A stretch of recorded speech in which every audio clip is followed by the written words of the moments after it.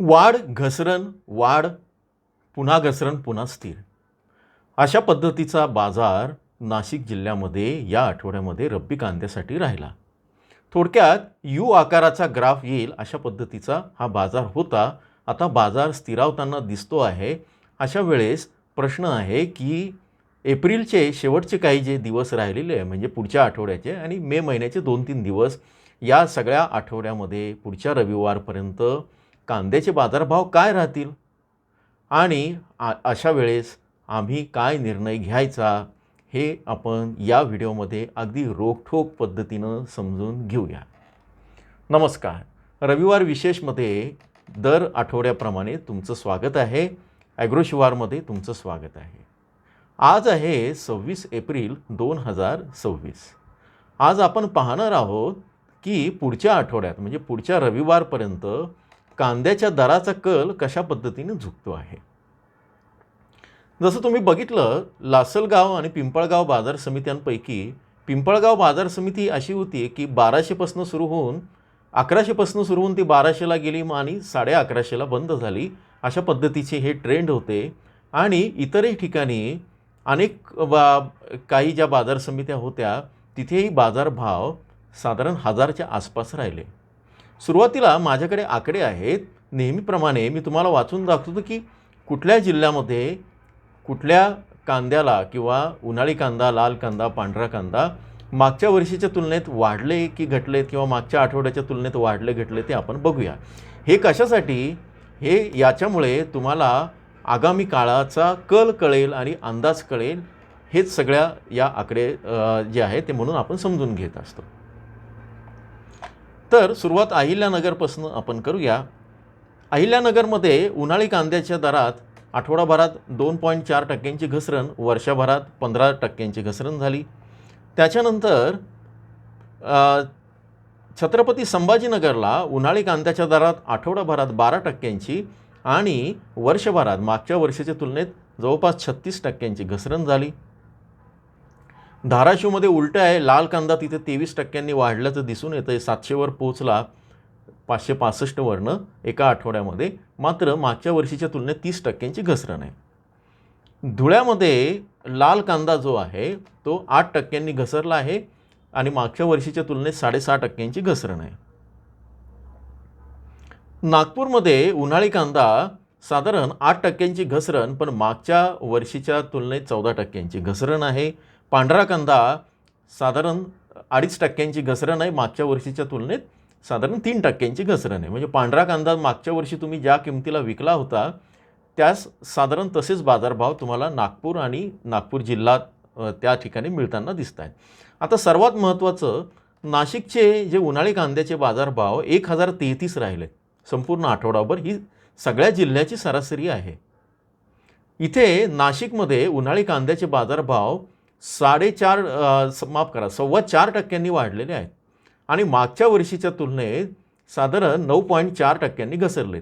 थोडक्यात काय आहे की आधीच्या आठवड्यांमध्ये मागच्या वर्षाची जी घसरण होती ती 60%, 30%, 10%, 15% आणि आता ती 10%ची खाली आलेली आहे. याचा अर्थ आणि दुसऱ्या बाजूला मागच्या आठवड्याची जी तुलना आहे ती करता 4%ची वाढ दिसते आहे. याचा अर्थ आगामी काळामध्ये इथे बाजारभाव हे स्थिरावतील आणि थोडे ट्रेंड बदलू शकतात.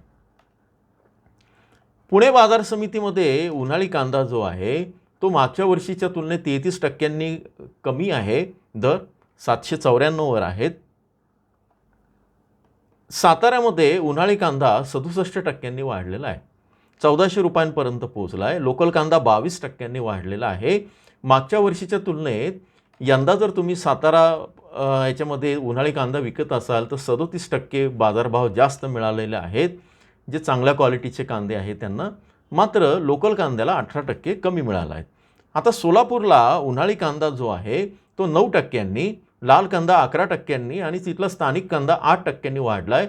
थोडक्यात सोलापूरला तुम्ही कुठलाही कांदा विकला असेल तो 600 ते 800च्या दरम्यान राहिला आहे. मात्र मागच्या आठवड्याच्या तुलनेत सोलापूरमध्ये सर्व प्रकारचे कांदे मिळून जी वाढ आहे ती साधारण 8.5 ते 9%ची वाढ आहे. मागच्या वर्षाच्या तुलनेत मात्र 16 ते 17% घसरण दिसून येत आहे. त्यातही उन्हाळी कांद्याच्या बाबतीत मात्र केवळ 6% घसरण आहे. सोलापूर हे असं मार्केट इथे पण नाशिकनंतर चांगले संकेत मिळताना दिसत आहे. आता या सगळ्याचं विश्लेषण आणि तुमचा जो प्रश्न आहे की मी काय करायचं आणि कशा पद्धतीचं आहे, थोडक्यात आपण विभागवार आधी ते सगळं बघूया. कांद्यावर आता दबाव आहे का, तेजी असणार आहे का, मंदी असणार आहे का, ते सगळं आपण बघूया. आता मेच्या पहिल्या आठवड्यात किंवा एकूणच या सगळ्या याच्यामध्ये रब्बी कांद्याची संपूर्ण राज्यभराची सरासरी जी रेंज आहे, हा प्राथमिक अंदाज आपण काढला आहे. तो काढला आहे 700 ते 1100 रुपये. कमी मागणी असलेला जो भाग आहे तिथे 700च्या खाली जाईल आणि मजबूत जिथे आहे तिथे 1000पेक्षा जास्त जाईल. हे सांगायची गरज नाही आहे, पण आपण जे कॅल्क्युलेशन केलं आहे त्याचं तुम्हाला मतितार्थ सांगतो. आता अनेकांचं अशी इच्छा आहे की तुम्ही रोखठोक सांगत नाही, स्पष्ट सांगत नाही. मी स्पष्ट सांगत असतो आणि अगदी जिल्हावार आकडा पण सांगत असतो की सरासरी किती असेल, कुठल्या रेंजमध्ये असेल, नाशिकमध्ये बाजारभाव काय जाऊ शकतात, मग ते 500 आहे की 300 आहेत वगैरे. हे सगळं तुम्हाला बघायचं असेल तर तुम्ही काही कमेंट करण्यापूर्वी तुम्ही जॉईनच्या बटनावर क्लिक करा, मेंबरशिप घ्या आणि मेंबरशिप व्हिडिओमध्ये हे दर आठवड्याला आपण सगळं सांगत आहोत. इतकंच नव्हे तर मे महिन्याचे संपूर्ण मे महिन्यात कांद्याचे बाजारभाव खूप वाढणार आहेत का किंवा खूप घसरणार आहेत का किंवा स्थिर राहतील, याचा व्हिडिओ आपण सदस्यांसाठी उद्या किंवा परवा देणार आहोत. मी म्हणालो काल की मी साधारण रविवारी देईन, पण शक्य होत नाही आहे एकूणच काही कारणामुळे. काही आकडे बाकी आहे, त्यामुळे सोमवारी किंवा मंगळवारी सदस्यांसाठी मे महिन्याचे बाजारभाव त्याचा अंदाज देणार आहोत. कारण तोपर्यंत आपल्याला उद्यापर्यंतचा कलही कळेल, म्हणजे पुढच्या आठवड्याचा कल कळून आपल्याकडे ती सगळी माहिती येईल. त्यामुळे ज्यांना हे शक्य आहे त्यांनी अवश्य मेंबरशिपचे व्हिडिओ बघावे. आता पुढचा जो भाग आहे, उत्तर महाराष्ट्रामध्ये विभागवार विश्लेषण आपण करतो आहोत या आठवड्याचं, म्हणजे येणाऱ्या काळात पुढच्या रविवारपर्यंतचं. नाशिक, अहिल्यानगर, जळगाव आणि धुळे इथे काय भाव पडणार का? नाशिकमध्ये एकूण तुम्ही बघितलं की वाढीचा ट्रेंड असला तरी जर बाजार अचानक बदलला तर सौम्य घसरण होऊ शकते. म्हणजे किती? 10 रुपये, 20 रुपये. म्हणजे तुम्हाला या रविवारपर्यंत जर 1000 रुपये बाजारभाव मिळाला असेल तर पुढच्या रविवारपर्यंत जर तुम्ही कांदा विकला, सोमवारपासून तर रविवारपर्यंत, उदाहरणादाखल आपण लासलगाव, पिंपळगाव बाजार समिती घेऊया, तर तिथे तुमचे 10-20 रुपये बाजारभाव तुम्हाला कदाचित कमी मिळू शकतात. अहिल्यानगरमध्ये स्पष्ट घसरण आहे. अहिल्यानगरमध्ये तुम्ही यावेळेस घसरण दिसते आहे. जळगावमध्ये थोडी घसरण जास्त आहे. धुळ्याचे बाजारभाव सौम्य ते स्थिर राहू शकतात. अजूनही इथे आवक आणि त्याचं प्रेशर दिसतं आहे. मात्र भाव स्थिर राहतील, टिकून राहतील. वाढीची शक्यता कमी असली तरी पण काही ठिकाणी म्हणजे 1-2 नग जे आहे किंवा चांगल्या क्वालिटीचा कांदा आहे तो मात्र साधारण 1200 ते 1400च्या रेंजमध्ये किंवा 1600 रेंजमध्ये जातो आहे. त्या संदर्भात विक्रीचा निर्णय तुम्ही घ्यायचा आहे. तुम्हाला जर असं वाटत असेल की 1400 रुपये मला चांगला भाव मिळतो आहे चांगल्या क्वालिटीच्या कांद्याला, गुलाबी रंग आहे, व्यवस्थित आहे, एकसारखी साईज आहे, तर त्यावेळेस तुम्ही तुमच्या पद्धतीने निर्णय घेऊ शकता. आता नाशिकमध्ये जे आहे ते फार वाढ नाही आहे, फार घट नाही, पण आगामी काळामध्ये हे संकेत आहेत की जेव्हा घसरण थांबते, बाजार स्थैर्य येते, तेव्हाच वाढीला सुरुवात होते. मराठवाड्यामध्ये लासूरला एका शेतकऱ्यानं कांदा टाकून दिला आणि त्याच्यावरनं काय जीप किंवा ती गाडी फिरवली, हे आपण बघितलं. अतिशय वाईट पद्धतीचं ते सगळं दृश्य होतं. वाईट वाटलं ते बघून की त्याला 100 रुपये बाजारभाव मिळाला. कांद्याची क्वालिटी खूप चांगली होती. अर्थात अशा ठिकाणी आता काय ट्रेंड आहे, मराठवाड्यामध्ये छत्रपती संभाजीनगर इथे घसरणीचा ट्रेंड कायम राहणार आहे. बीडमध्ये मध्यम घट आहे. उस्मानाबादमध्ये अस्थिर किंवा अशी स्थिती राहील. माफ करा, धाराशिवमध्ये. एकूण या ठिकाणी बाजारावर दबाव आहे. अनेक लोक मराठवाड्यातनं बाजूच्या याच्यामध्ये येत आहेत, उत्तर महाराष्ट्रामध्ये येत आहेत आपला कांदा घेऊन. त्यामुळे इथे थोडंसं थांबावं. उगाच तिथं जाऊन चिडचिड करण्यापेक्षा आणि बाजाराचा खर्च करण्यापेक्षा तुमच्याकडे जर चांगली साठवायची सोय असेल तर कांदा होल्ड करा.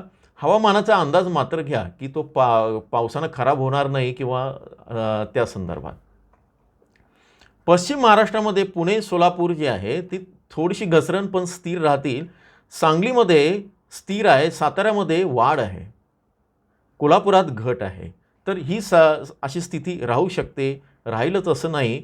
मात्र एकूण जे आहे सातारा जे आहे हे मार्केट असं आहे की जिथे सध्या तुम्हाला चांगले दर मिळू शकतात. सांगलीमध्ये त्यातले त्यात सौम्य घट आहे किंवा स्थिर असू शकते. सोलापूरमध्ये वाढीचे जरी मी तुम्हाला सांगितलं असलं तरी हे मार्केट आहे थोडंसं वर खाली होत असतं. त्यामुळे इथे स्थिर राहून घसरण होऊ शकते. पुण्यामध्ये स्थिरतेकडनं घसरणीकडे जाऊ शकतं हे 8 दिवस. इथे दबाव जो आहे त्या सगळ्याच्यात. नागपूरला वाढ आहे, स्थिरतेकडनं वाढ आहे. नागपूर, अमरावती, अकोला, चंद्रपूर. विदर्भामध्ये स्थिती चांगली, अमरावतीला चांगली मजबूत स्थिती आहे, चंद्रपूरला स्थिती मजबूत आहे, अकोल्यामध्ये मात्र थोडीशी घट होण्याची शक्यता आहे. विदर्भाचा हा सगळा भाग, सातारा, सांगली हा भाग हा मजबूत स्थितीत आहे. आणि तिसरा आहे नाशिकचा, हा स्थिर असणार आहे. मुंबईमध्ये सौम्य घट असं दिसून येतं आहे. एकूणच राज्याचा निष्कर्ष जर काढला तर बहुतेक भागात घसरण आणि स्थैर्याकडे वाटचाल चालेल. घसरणीकडून स्थैर्याकडे असेल. काही भागात मर्यादित वाढ अशी दिसते आहे. आता महत्त्वाचं काय आहे, उत्तर महाराष्ट्रात सल्ला अतिशय स्पष्ट, रोखठोक आणि जे आहे टप्प्याटप्प्याने विक्री करा, शक्य झालं तर साठवून ठेवा.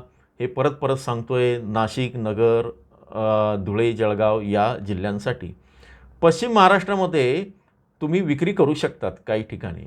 आणि विदर्भामध्ये तुम्ही कांदा थोडा थांबवला, म्हणजे आज विक्री करण्याऐवजी 8 दिवसांनी जरी विक्री केली किंवा 5 दिवसांनी विक्री केली तरी तिथं तुम्हाला फायदा होऊ शकतो. विकायचा की ठेवायचा हा तुमच्या याच्यावर आहे. ॲग्रोशिवार संदर्भ देत असतो. विक्रीसाठी सल्ला देऊन विकूनच टाका किंवा ठेवाच असं सांगत नाही, याचा डिस्क्लेमर आपण दिलेला आहे. कांदा तुमचा आहे, विक्रीचा अंतिम निर्णय तुमचा आहे. आम्ही फक्त तुम्हाला सल्ला घेण्याला मदत करत असतो. आता सगळ्यात या महत्त्वाचं, पुढच्या आठवड्यात हा ट्रेंड बदलतोय का, कसा राहील, मे महिन्याचा हे कसा राहील, नाशिकमध्ये पुन्हा तेजी येऊ शकते का, आणि साताऱ्याचे दर आणखी उन्हाळी कांद्याचे चांगले जातील का, हे बघण्यासाठी तुम्ही चॅनलला आत्ताच सबस्क्राईब करा. आपण वेळोवेळी याबद्दल सांगणार आहोत. लाईक करा, शेअर करा. आणि हो, परत एकदा आठवण करून देतो, ज्यांना अतिशय बारकाईनं जिल्हावार काय बाजारभाव राहतील त्या सगळ्यांसाठी जॉईनच्या बटनावर क्लिक करून मेंबरशिप तुम्ही घेतली तर तुम्हाला ते सगळे बाजारभाव कालच आपण सांगितलेले आहे. जोडून राहा. धन्यवाद.